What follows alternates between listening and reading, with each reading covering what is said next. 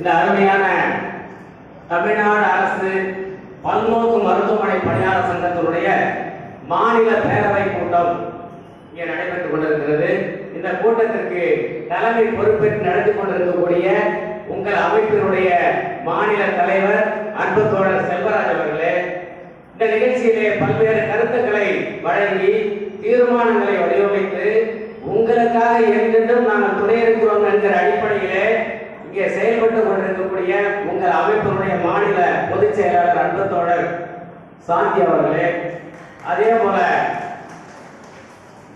மாநில கௌரவ தலைவராக வந்திருக்கக்கூடிய அன்பு தோழர் டாக்டர் ரவீந்திரநாத் அவர்களே, இந்த நிகழ்ச்சியிலே பல்வேறு கருத்துக்களை வழங்க வந்திருக்கக்கூடிய கள்ளக்குறிச்சி மாவட்டத்தினுடைய அனைத்து இந்திய வங்கி ஊழியர் சங்கத்தினுடைய மாவட்ட செயலாளர் அன்பு தோழர் கல்யாண சுந்தரம் அவர்களே, விழுப்புரம் மாவட்டத்தினுடைய ஏஐடிஎஸ் மாவட்ட செயலாளர் அன்பு தோழர் சௌரிராஜன் அவர்களே, இந்த நிகழ்ச்சியை மிக சிறப்பாக ஏற்பாடு செய்திருக்கக்கூடிய தமிழ்நாடு அரசு பணியாளர் சங்கத்தினுடைய விழுப்புரம் மாவட்ட பொருளாளரும் என்னுடைய அருமை நண்பருமான குமரவேல் அவர்களே, இந்த நிகழ்ச்சியை கலந்து கொண்டிருக்கக்கூடிய அத்துணை பெரியோர்களே, உங்கள் அனைவருக்கும் என்னுடைய பணிவான வணக்கத்தை தெரிவித்துக் கொள்கிறேன். என்னை விழுப்புரம் அரசு மருத்துவக் கல்லூரி நிர்வாக அலுவலர் என்பதுதான் தெரியும். ஆனால் 1994ஆம் ஆண்டு மருத்துவ தாதியர்கள், உங்களுக்கெல்லாம் பேரு தாய்ஸ், நான் 86 பிரைமரி சென்டர்ல சேர்ந்த போது மாதம் வெறும் 50 ரூபாய் அவர்களுக்கு. உண்மையிலேயே ரொம்ப வருத்தப்பட்ட நான், இந்த 50,000 எப்படி ஒரு குடும்பம் நடத்த முடியும் அப்படின்னு சொல்லி நான் நினைச்சேன். வில்லேஜ் ஹெல்த் நர்ஸ் இருக்காங்கல்ல, சப் சென்டர்ல அவங்க ஒர்க் பண்ணணும். 50 ரூபாய், அது கூட என்னன்னா கட்டி டீச்சர் கொடுக்க சொல்லுவாங்க. நான் அப்ப சோழ இருந்தப்ப அதை வாங்கி கொடுத்தேன். அதன் பிறகு இதை எப்படி உயர்த்துவது என்பது தெரியவில்லை. அது எனக்கு பதவி உயர் வந்த பிறகு தமிழ்நாடு அரசு பணியாளர் சங்கத்தினுடைய முன்னாள் மாநில தலைவர் கூப்பா அவர்களை வைத்து அரசுக்கு அறிக்கை வழங்கினோம். அறிக்கை வழங்கிய பிறகு நான் பதவி உயர்வுகளை வந்துவிட்டேன். அது தொடர் முயற்சி எடுக்காமல் விடுபட்டு விட்டது.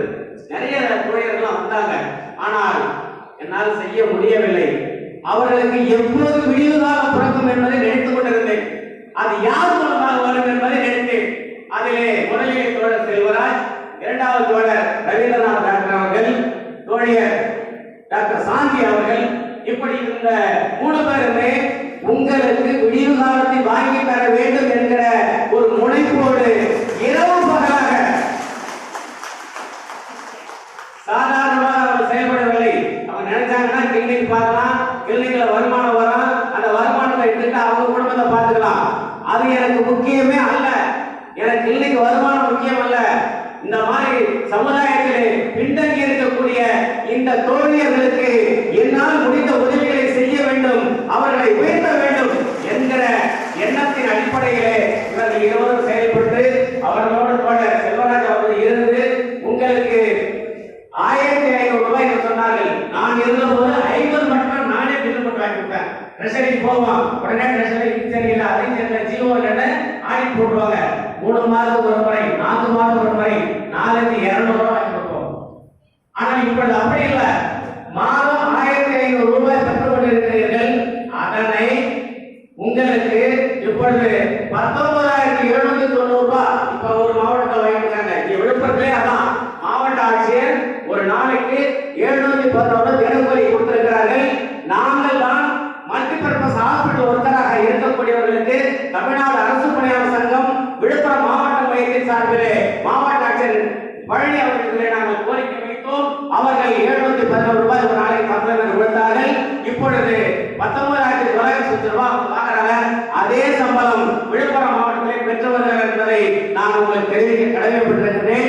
அப்படி யாராவது உங்களுக்கு வழங்க மறுத்தால் அதனை சொல்லுங்கள். தமிழ்நாடு அரசு பணியாளர் சங்கம் கையிலே எடுத்து உங்களுக்கு கண்டிப்பாக வாங்கி தரும். எனவே உண்மையிலேயே எனக்கு மகிழ்ச்சியாக இருக்கிறது. நான் அதற்கு தோழர் செல்வராஜை போல நான் தான் அவருக்கு அதுக்கு தலைவராக இருந்த தமிழ்நாடு அரசு மருத்துவ தாதியர் சங்கம் என்கிற அமைப்பை வைத்து நாங்கள் லெட்டப்படலாம் அடிச்ச நம்முடைய தோழர் கூப்பாவை வைத்து நாங்கள் 2-3 முறை நாங்கள் செக்ரட்டரி பார்த்தப்ப நான் சொன்னது 94, 95. ஆனால் அதுக்கப்புறம் தொடர்ந்து நடவடிக்கை எடுக்கல. ஆனால் பணியிலிருந்து ஓய்வு பெற்றாலும் கூட எனக்கு இப்படிப்பட்ட சமுதாயத்தில் பின்தங்கி இருக்கக்கூடியவர்களுக்கு அவர்களை உயர்த்த வேண்டும் என்கிற ஒரே நோக்கத்தோடு நான் செயல்பட்டு அவர்களுக்கு வாங்கி தருவேன் என்று பல்வேறு மாவட்டங்களிலே என்னென்ன சம்பளம் வாங்குகிறார்கள் 2-3 தோழர்கள் கோர்ட்ல கேஸ் போட்டு திருவாரூர்ல கேட்டார்கள். திருவாரூர்ல அந்த சுந்தரராஜ் அவருடைய பிரதர் வந்து அவருடைய செல் நம்பரை வாங்கி அங்க போய் அந்த தோழியர் கேஸ் போட்டிருந்தாங்க. அதை வாங்கினாங்க. ஒரு இடம் 2 இடம் கிடையாது. தோழர் செல்வராஜ் இந்த மாநிலம் முழுவதுமே சென்று கொண்டிருக்கிறார்கள். அவர்களுக்கு உடல்நலம் நன்றாக இருக்க வேண்டும். அவர்களுக்கு ஏதாவது என்ன மருத்துவர்கள் இங்கே இருக்கிறார்கள், அவர்கள் பார்த்துக் கொள்வார்கள். அதே போல நமக்கு இந்திய கம்யூனிஸ்ட் கட்சி ஏஐடியூசி பக்கபலமாக இருக்கிறது. அதனை வைத்து உங்களுடைய கோரிக்கை என்ன?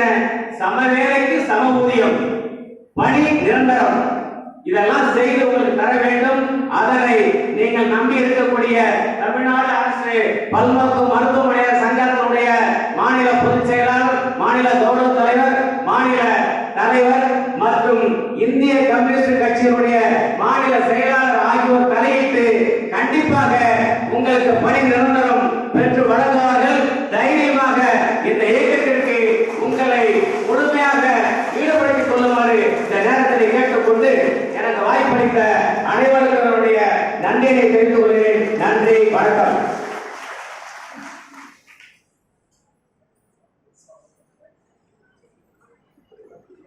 நம்முடைய நிர்வாக விமர்சையான அவர்களுக்கு நம்முடைய சங்கத்தின் சார்பாக நன்றியை தெரிவித்துக் கொள்கிறேன்.